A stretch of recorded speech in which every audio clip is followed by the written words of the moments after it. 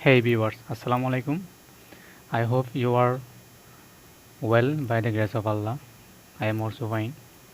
Today I'd like to share about case.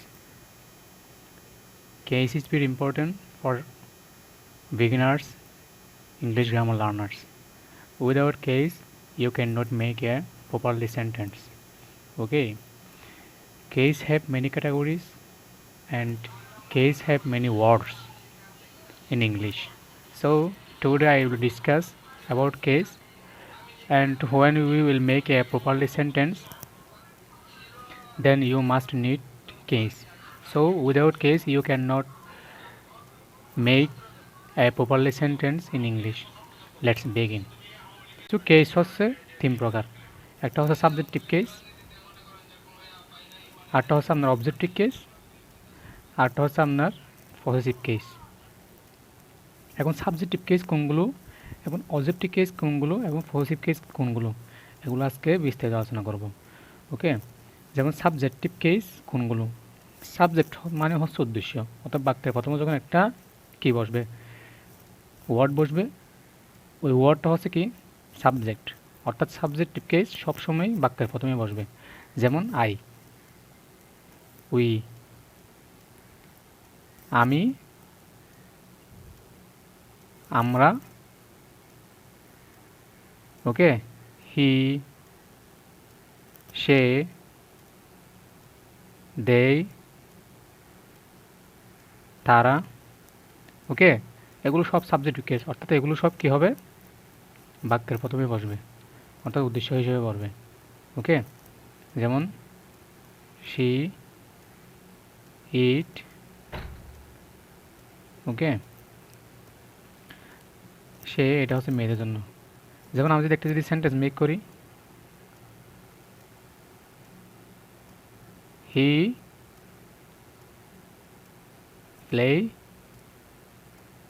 In the field.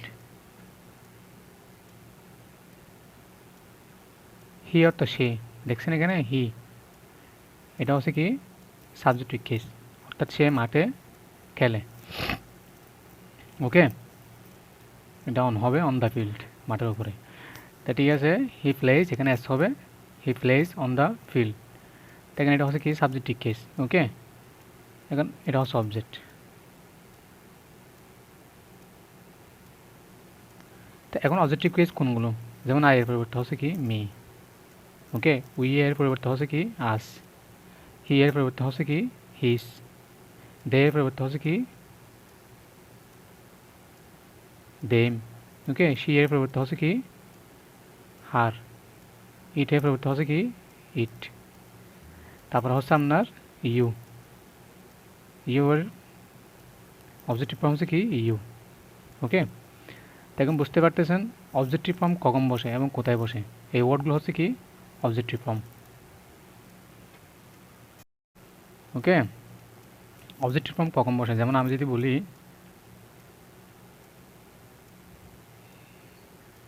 He gave me a বল, সে আমাকে একটা বল দিয়েছিল। ওকে, যেমন এখানে মি, মি এটা হচ্ছে অবজেক্ট,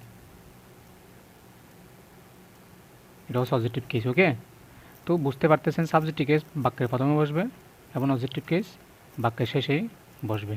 যেমন মি এটা হচ্ছে কি অবজেক্টিভ কেস, আর এটা হচ্ছে কি সাবজেক্টিভ কেস। আমি ছেলে আরও দিতে পারি, she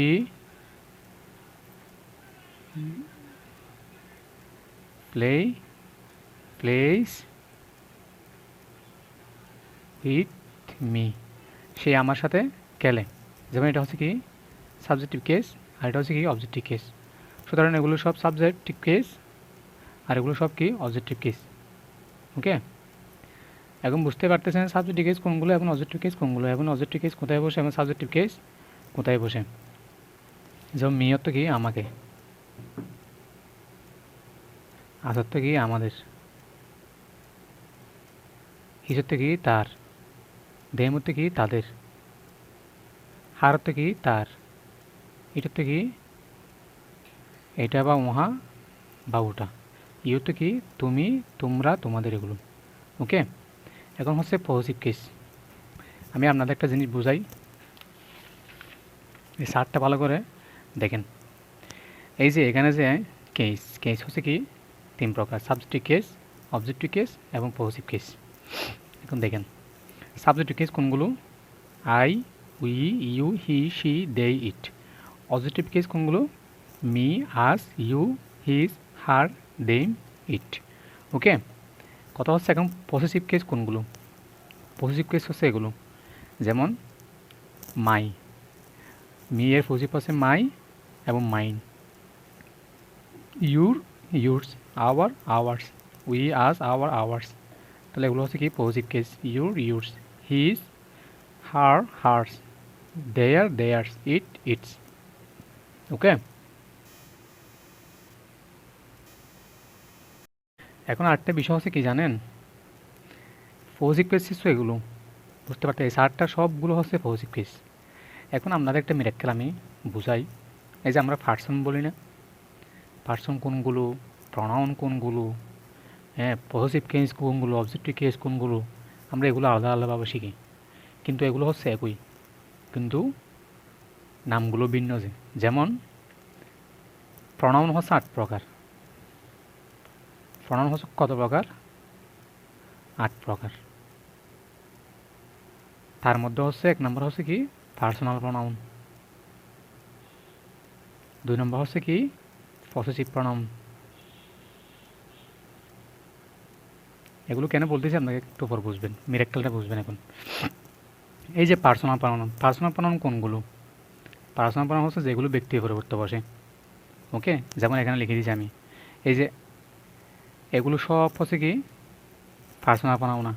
I, we, you, he, she, they, it, me, us, you, অর্থাৎ এগুলো কোনো ব্যক্তির নাম না বলে সোজা কী বলবে, এগুলো ইউজ করবে। যেমন আই, আইটা হচ্ছে কি আমি, আমি আমার নাম না বলে কি বলছি? আই বলছি। উই মানে আমরা, আমাদের নাম না বলে আমি উই বলছি। ইউ, তোমার নাম না বলে আমি কি বলছি? ইউ বলছি। ওকে, অর্থাৎ ব্যক্তি পরিবর্তে বসবে শুধু প্রনাউন। পার্সোনাল প্রনাউন হচ্ছে এগুলো ব্যক্তি পরিবর্তে বসবে, এগুলো সব পার্সোনাল প্রনাউন। এখন আরেকটা জিনিস হচ্ছে পজিটিভ প্রনাউন। যেমন পজিটিভ প্রনাউন আছে না, পজিটিভ প্রনাউন হচ্ছে কি 2 প্রকার: single positive, double positive. Okay, এখন একটা জিনিস বুঝাই আপনাকে মিরাক্কেল। এই সিঙ্গেল পজিটিভ এগুলো, সিঙ্গেল পজিটিভ এগুলো হচ্ছে এগুলিয়া: our, my, your, his, her, theirs, it. একটা বিষয় লক্ষ্য করবেন, পজিটিভ কেস হচ্ছে এগুলো সব, এই 7টা পুরো সব হচ্ছে পজিটিভ কেস, কিন্তু এর ভিতরে ভিন্ন হচ্ছে সিঙ্গেল পজিটিভ হচ্ছে না, সরি, সিঙ্গেল প্রনাউন হচ্ছে কোনগুলো? এগুলো।